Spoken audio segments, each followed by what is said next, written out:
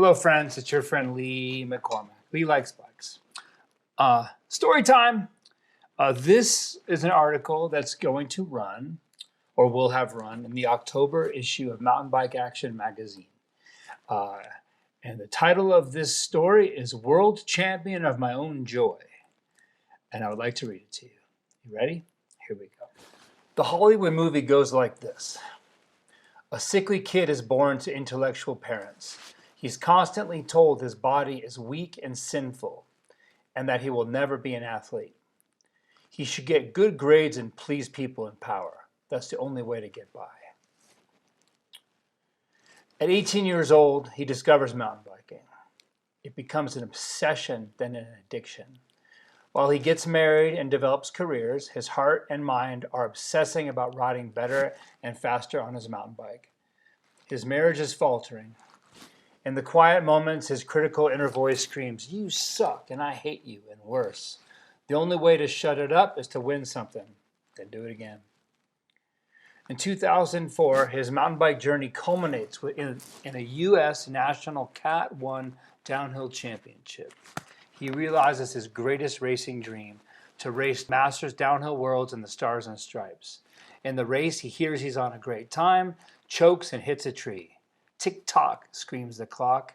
He fights to 8th place. It's a successful season, the stuff of dreams. He decides to stop racing and become a teacher. This is where this movie ends. In these movies, they don't show what happens to the hero after he slays the dragon. He goes home to an empty life. Because he's been focusing on kicking ass outside the house, he has no relationship with his wife. Because he's been drowning out his inner voices, he has no relationship with himself. He obsesses about his world's mistake, wishing he could go back for another try. He wants and needs to be a world champion of downhill mountain biking. In my case, that's when things started to really fall apart.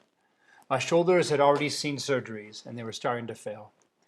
My first marriage ended amicably. But because I didn't address my own garbage, I focused on riding and teaching, and I went directly into another marriage. The universe offers us lessons, doesn't it? When we miss them, the lessons get harder. While my first marriage was a sad union between two young people who didn't know how to care for themselves or each other, my second marriage was straight up abusive. I put myself there and I kept myself there. I own that. It's mine. In hindsight, I see that my codependence was a perfect fit for her narcissism.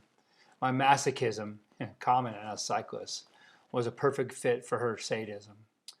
I see this marriage as a testing phase in my life, kind of like the hard climb before the sweet descent when you go mountain biking. Surgeons told me I needed to take time off to repair my shoulders. Number 2 said, "No, you can't. You got to make money." And I was already so broken, I went along with it. Over the time, my shoulders lost all range of motion but basic riding movements. And the pain, oh, wow.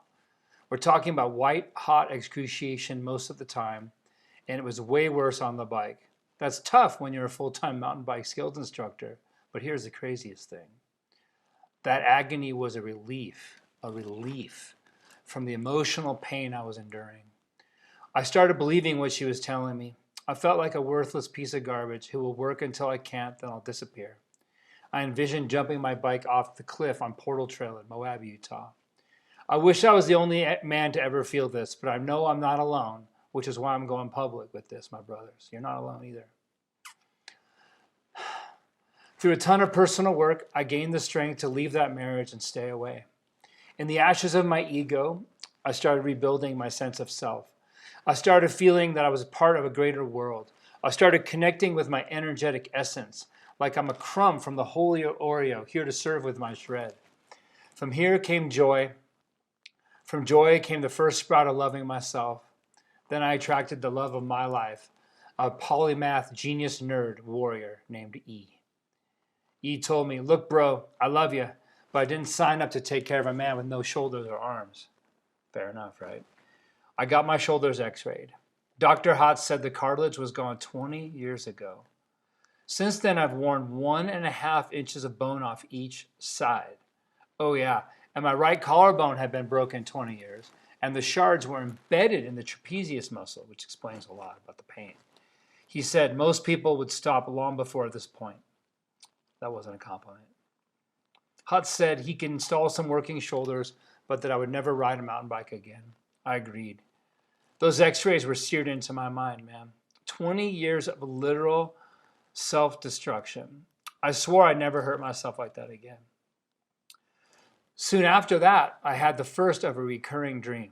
I was at the bottom of the Masters World's downhill mountain bike course, happy and healthy, hugging E. I said, we did it, baby, it's done. The dream repeated a dozen times, always with a sense of finality. I got the surgeries without pain pills because I'd gotten addicted to them over those 20 years. We mountain bikers know about pain, don't we? Well, this was a Strava PR of misery. Wow. I mean, the physical pain was insane. But like before, it was easy compared with the emotional pain. Since 2002, I've been playing a character some of you know as Lee Likes Bikes. That guy kept me motivated, gave me some fun, and literally kept me alive. Losing that identity was very, very painful. As my rehab progressed, I started riding the road and pump tracks. One day on a green trail ride that honestly pushed me to my limit, I heard the message. I have to go race Masters Downhill Worlds in May 2024. This will be 20 years after my first Worlds attempt, 18 months after my right shoulder replacement, and 12 months after my left shoulder replacement. I knew I had to prepare for the win I know I can achieve, and at the same time, somehow release my ego and be totally cool with whatever happens. That second part scared me, which is why I had to do it. I assumed the sense of finality in the dream meant I was giving up mountain biking after the race. The training journey will be detailed in my upcoming book, Joyride, A Mountain Biker's Path to Peace. In 6 months, I went from barely being able to ride downhill to PRing my local trails, and I gained the ability to ride with dual awareness. 1, the physical Lee self, and 2, my energetic higher self, aka Infinite Lee. It turns out Infinite Lee is way faster on a bike than normal Lee, plus he has more fun. So I committed to racing Worlds as Infinite Lee. We arrived in Cairns, Australia, and walked the course. Whoa, it's way steeper and rougher than it looks on YouTube. I brought my first Mr. Cycles prototype trail bike. It felt awesome to race on my own bike, but it was a knife and a gunfight, and I was getting pounded in those routes. But wow, nobody was happier to be there than I was. Nobody.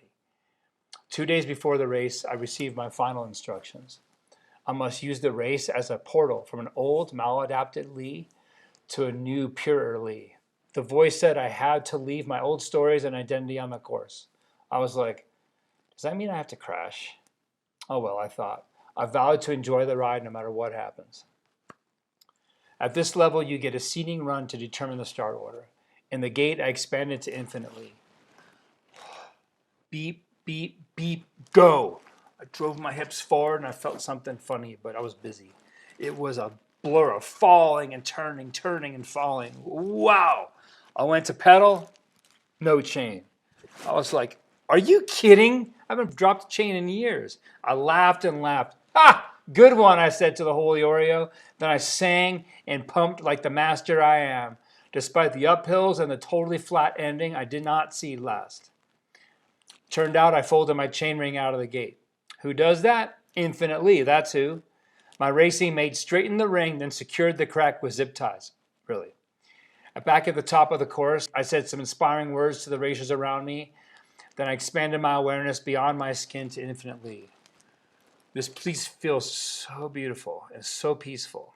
There's nothing to do except to race Worlds, baby. 3 minutes before the run, I'm up there, and my body got noisy. My stomach tightened.